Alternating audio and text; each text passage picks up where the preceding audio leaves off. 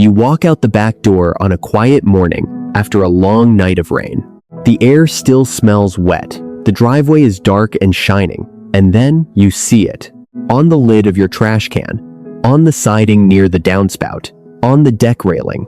Small smudges, almost like a child pressed muddy hands against the surface and walked away. 5 fingers, narrow palm, a little drag mark at the edge.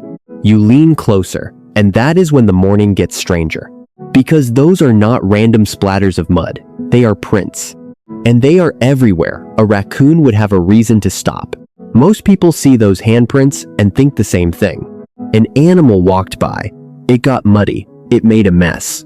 But the longer you look, the more you start to notice something else. The prints are not on every surface. They are on specific surfaces. They are on the lid, not the side. On the edge of the deck rail, not the middle. Around the seam of the garage door, not across the door panel. They are not random at all. What you are looking at is closer to a notebook, a messy one, written in mud by a small animal that uses its front paws the way you use your hands. And if you read it carefully, it tells you what the raccoon was checking, where it stopped, and what might have rewarded it enough to come back. A raccoon does not explore the world the way a deer or a coyote does. Most of its decisions about a new object happen at the end of its front paws. Those paws are sensitive, almost surprisingly so. A raccoon will pat, press, lift, twist, drag, and rub almost anything that catches its attention. It will run its paws along a seam. It will reach into a gap before its head goes near it. It will tug at a corner just to see if the corner moves. That is what you are seeing in the handprints. Not damage, not vandalism. A search. And the search has a logic. A raccoon is reading your home for 4 things at once: food, water, shelter, safe access between them. Every print sits somewhere on that map. Start with the trash can. The lid is usually the loudest page in the notebook. If your trash lid has a cluster of handprints near the rim and along the latch, that is not a coincidence. That is the raccoon checking the seal, pressing, lifting one corner, trying the other. The same kind of pat and test it would do with a stone in a creek bed. The mud just makes the process visible. On a dry night, you would never have known it happened. Now look at the can itself. If there are streaks running down the side, those often mean the raccoon climbed up the side and slid back. If there are prints at the base and again on the lid, that is 2 different attempts. Different angles, different nights, sometimes. Wildlife managers who work with urban raccoons often point out that a single can with prints all over it is rarely a one-visit story. It is usually a place that has been rechecked. Move from the trash to the wall of the house. This is where the second chapter starts. Look at the siding near a downspout, near a gutter corner, near anything vertical that could function as a ladder.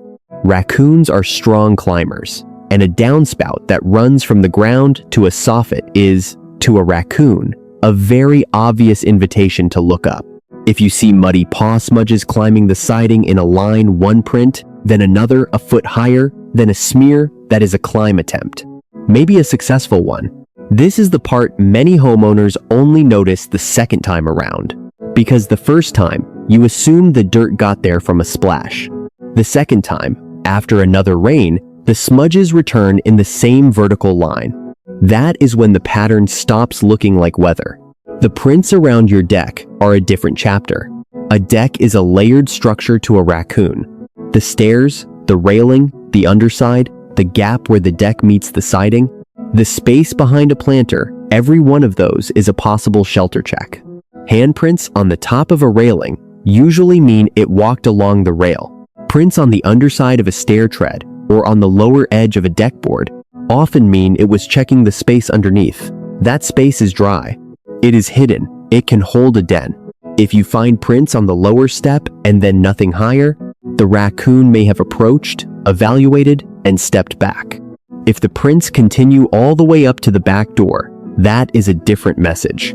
That is a route that has probably already led to something rewarding. Now look at your windows, especially the lower ones, especially the ones near a flower bed or an AC unit or a low-set ledge.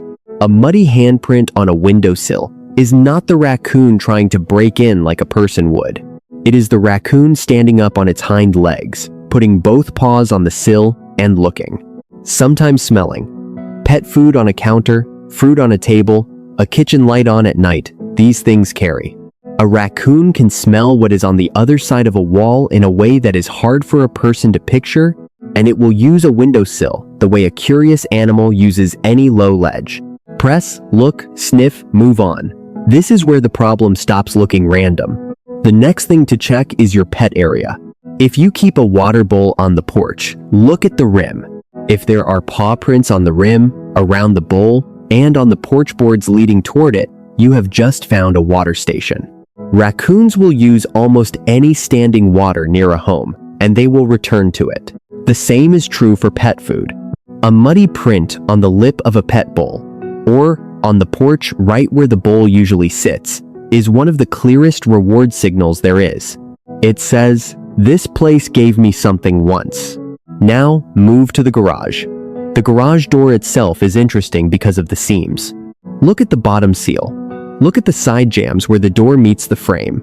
Look at any pet door. Handprints clustered along the bottom seal often mean the raccoon was pressing along the rubber, looking for give. Prints around a pet door usually mean it has either used the door before, or it is in the early stages of figuring out that this rectangle is different from the rest of the wall. A pet door is a generous gift to an urban animal. Raccoons learn flap doors quickly when they are reinforced even once. Humane wildlife control professionals often recommend treating any unsecured pet door near a feeding area as a likely future entry point, not a closed door. Then there is the bird feeder, the pole, the base of the pole, the fence post nearest to the feeder.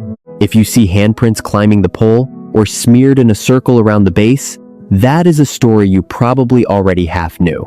Birdseed on the ground is one of the most reliable food rewards in a suburban yard, and it does not stay a bird-only resource for long. So now you have a map. Trash lid, downspout, deck rail, windowsill, pet bowl, garage seal, bird feeder pole. Each muddy handprint is a small note saying, "I stopped here, I checked, I considered." The reason you are seeing all of this on one specific morning is the rain. Mud is what makes a normally invisible behavior visible. A raccoon walks across wet ground, picks up a thin coat of soil and water on the pads of its front paws, and then carries that coating onto the next surface it touches. The ground does not have to be deeply muddy. A damp lawn or a wet flower bed is enough. By the time the animal reaches the deck or the trash can or the siding, those paws are loaded with just enough material to leave a clean print on a hard surface. Rain is the developer fluid for raccoon behavior. The behavior was already happening on the dry nights. You just could not read it. That is also why one good morning of mud often shows you more than weeks of casual observation. You are seeing several nights of routine compressed into one visible layer. If the raccoon has been visiting twice a week for a month, the prints you are looking at this morning are almost certainly on the same surfaces it always touches. The mud just made this round legible. This is the part where it helps to think less like a homeowner who found a mess and more like someone reading a logbook. A raccoon does not need to know your schedule the way a person would. It does not need to be clever in some scary planning sense. It only needs memory and repetition.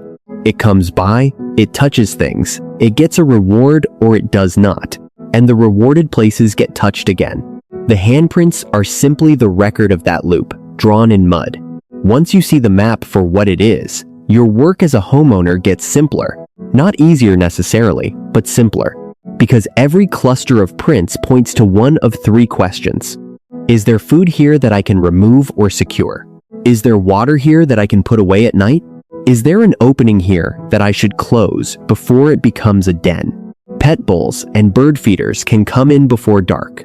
Trash lids can be locked or weighted, and the cans can move into a garage if that is an option. Downspouts and low roof edges can be walked in daylight to see whether anything looks like it has been used as a ramp. Deck skirting with gaps can be checked. Garage seals and pet doors can be inspected for play and wear. None of this requires touching the raccoon, cornering the raccoon, or trying to remove the raccoon yourself.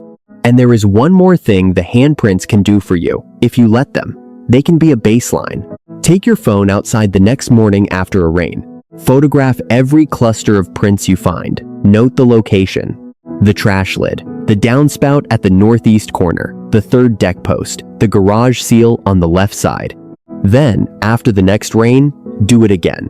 If the same surfaces light up with prints, you are looking at a route. If new surfaces show up, the search is expanding. If old surfaces go quiet after you have removed an attractant, the loop is breaking. That is the most useful thing this morning has given you. Not a fright, not a story, a starting page.